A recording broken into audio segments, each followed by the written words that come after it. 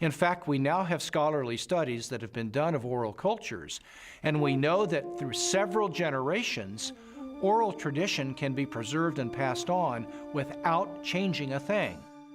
Even though I became convinced that ancient cultures could pass along oral tradition reliably over time, I still had an obvious objection to the New Testament, and that was, isn't it really filled with contradictions? One of the issues people often raise is the question of apparent contradictions between the Synoptic Gospels, where there's a parallel story. For example, Matthew tells the story of 2 blind men being healed, whereas in Mark's account there's only 1 blind man. How can we get this contradiction? The vast majority of these apparent contradictions, however, are quite easily resolved. Mark describes only one of the 2 blind men, the one who is most prominent, obviously, or perhaps even the one who became a disciple of Jesus and became prominent in the later church. So most of these apparent contradictions are quite easily resolved. Had every single account given us exactly the same detail, we might have accused them of some form of collusion, of having gotten together and carefully planned out how they were always going to tell the story with the exact number of details, but then one doesn't have independent testimony at all. It's natural when you have multiple eyewitnesses to the same event. You're going to get different perspectives, and that's okay. You want that. What you're looking for is a core to the testimony that's the same, that's consistent, even though there may be some variation in the incidental details. If you're in a court of law and you have multiple witnesses come in and testify to the exact same thing, the first objection that's brought up is to say collusion. They got together, they orchestrated their testimony, and their credibility is shot. The earliest known copies of the Gospels were written on sheets of papyrus and scrolls made of animal skins. They are among the oldest existing manuscripts of antiquity. The Codex Sinaiticus was authored between AD 330 and 350. It contains almost all of the New Testament and a significant portion of the Old, while the Codex Vaticanus from the same era is a nearly complete Greek copy of the entire Bible. A papyrus fragment from the 18th chapter of John dates to AD 125, less than a single generation after the Gospel was originally written. When I found out that we have no original survivors of the manuscripts of the New Testament, I became very skeptical. Because if all we have are copies of copies of copies of copies of copies, then how do we know that what we possess today bears any resemblance to what the original said? We have better manuscript attestation for the New Testament than any other ancient document. For example, the Bible of the Greeks, Homer's Iliad, is preserved in maybe 600 manuscripts, the oldest of them 1,000 years after the document was actually written. The New Testament, we have something like 5,000 Greek manuscripts. So everyone agrees, whether liberal or conservative, that we have an incredibly reliable New Testament. We have thousands of manuscripts of the New Testament. We also have virtually the entire New Testament preserved in the quotations of the Church Fathers in the first 4 centuries, so that if we had no copies of the New Testament, we could reconstruct the New Testament from quotations from the early Church Fathers. Following the pattern of my investigation, my next step was to determine whether or not there was any evidence outside the New Testament that corroborates what the New Testament tells us. Jesus, of course, wasn't the emperor of the Roman Empire. He wasn't some autocrat that had conquered half of the world, but he did leave an impact in his own environment and created a movement that grew from there. And there is a remarkable amount of documents and corroboration. Josephus refers to him. The Roman historian Tacitus refers to him. Suetonius, the political writer, refers to him. Critics refer to him. And so it's like a stone thrown into a pond. The ripples go out and everywhere are felt. It's a very impressive record taken as a whole.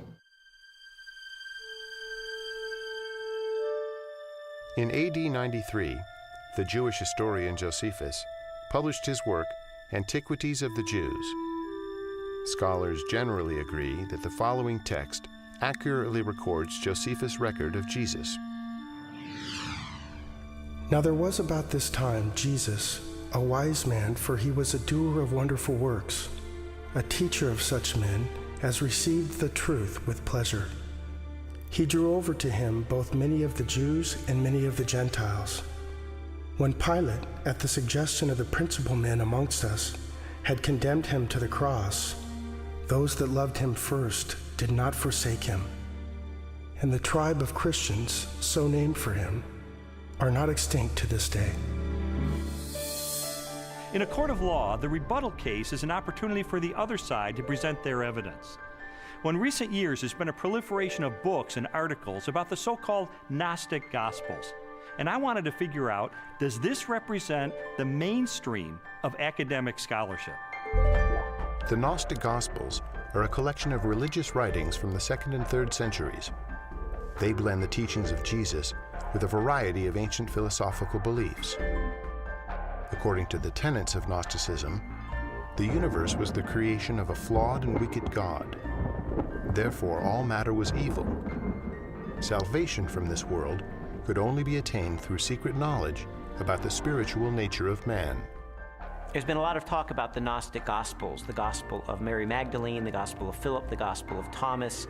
These documents are almost universally recognized to be much later than the New Testament Gospels and not to record historically reliable material related to Jesus. Well, the New Testament Gospels give us a portrait of an early 1st century Palestinian Jesus of Nazareth.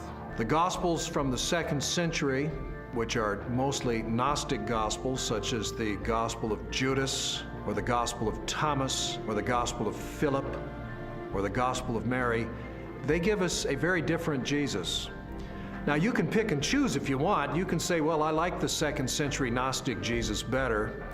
Others might want the early 1st century Palestinian Jesus. But if you're going to be a scholar about it, and you're going to talk about, well, which Gospels really do give us earlier traditions that more reliably reflect the actual historical Jesus, you got to go with the New Testament Gospels every time. There's a view among some that there were all of these different competing views of Jesus Christ, and that the one that won out became the orthodox perspective of Christ reflected in the Gospels. All the evidence runs contrary to that. Jesus was a 1st century Jewish teacher who revealed and demonstrated himself to be the Messiah. That's the presentation we get in Matthew, Mark, Luke, and John, the New Testament Gospels. These later Gospels, these Gnostic Gospels, present a very different Jesus, almost a Greek philosopher, an esoteric Gnostic Jesus. It's clearly not the authentic historical Jesus. What I've come to discover is that the Gospels in the New Testament, Matthew, Mark, Luke, and John, are our best sources for Jesus. And I've also found that they are reliable, and that from these sources we can form a picture that I believe is very accurate, that tells us about Jesus, what he taught, how he was perceived by his contemporaries, and what his life was really all about.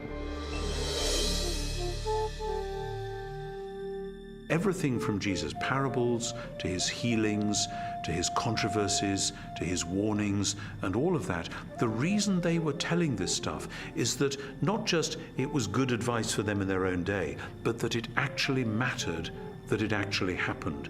And if it hadn't happened, you're into a totally different worldview, a worldview which is about ideas, which is about self-realization, hugely popular in our culture just now, discovering who I really am. You know, for goodness sake, Jesus didn't come to help me discover who I really am. He came to tell me who he knew I really was and to do something about it. And that's much better news. After a while, as the evidence would accumulate more and more, it was like there were these scales and they began to tip increasingly. And I began to go from a hard-hearted, cynical atheist to someone who was still skeptical, but who was more open-minded, maybe more of a spiritual seeker, someone who was willing to follow the evidence wherever it took me.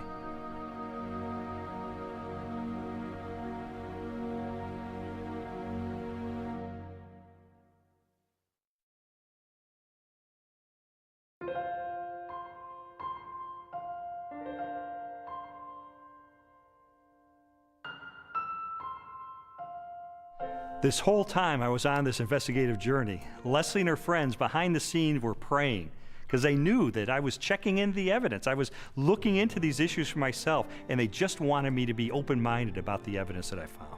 I was feeling like my whole world was opening up into something new and way more exciting and fulfilling than what we had been on. And it was that frustration of trying to help him to recognize that that was the case. Well, Leslie tried several things during this period to try to spur me on in my investigation. It didn't help very much. For instance, she would leave Bible tracts around the house, or she would take a Christian book and highlight certain passages and leave it open on a coffee table, things like that. And it really didn't help, and I told her it was not helping, and she understood that. But I think sort of the whole time she was holding her breath, because this was not a very smooth investigation. He would take 2 steps forward, 3 steps back. Sometimes it looked like he was really getting it, and other times he would just turn into an angry, frustrated person again. And so it was a very frustrating time for both of us. I believe Jesus was a real person. I believe he did live. I guess there are some exaggerations in the Bible, I'd have to say. I don't believe we'll ever know if Jesus was really what everyone thinks he is. I think it's a lot of folklore. I think it's a lot of historical misrepresentations. I think it's a lot of wishful thinking. But I don't think we know, and I don't think we'll ever know, and I don't think there's any way to prove what has been claimed about Jesus for all these years. The biographies of Jesus in the New Testament gave me a lot of information about him. But Christians were saying that he is the Son of God. That's a huge step to take to believe that. And so I sought out more scholars so I could pose to them this question: who was Jesus?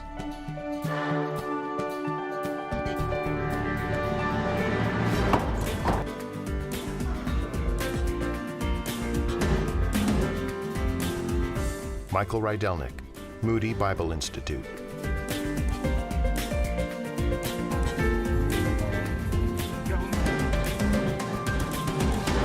Ben Witherington, Asbury Seminary.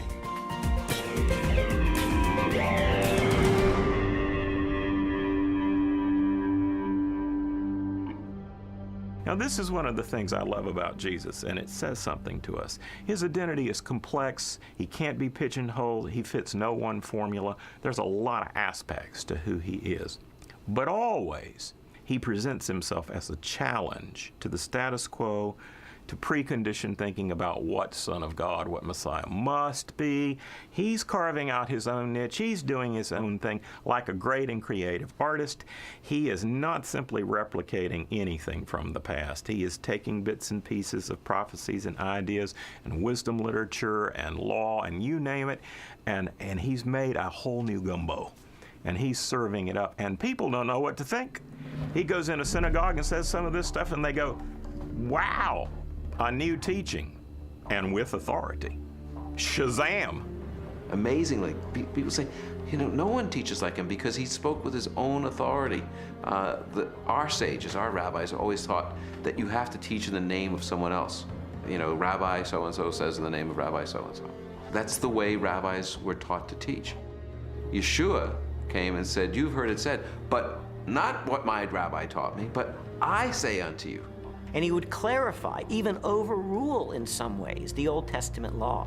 Well, this law was given by God himself, for Jesus to say, I am the authoritative interpreter of the law. I am the one who has come to fulfill the law. That's an extraordinary claim, a claim to essentially the authority of God.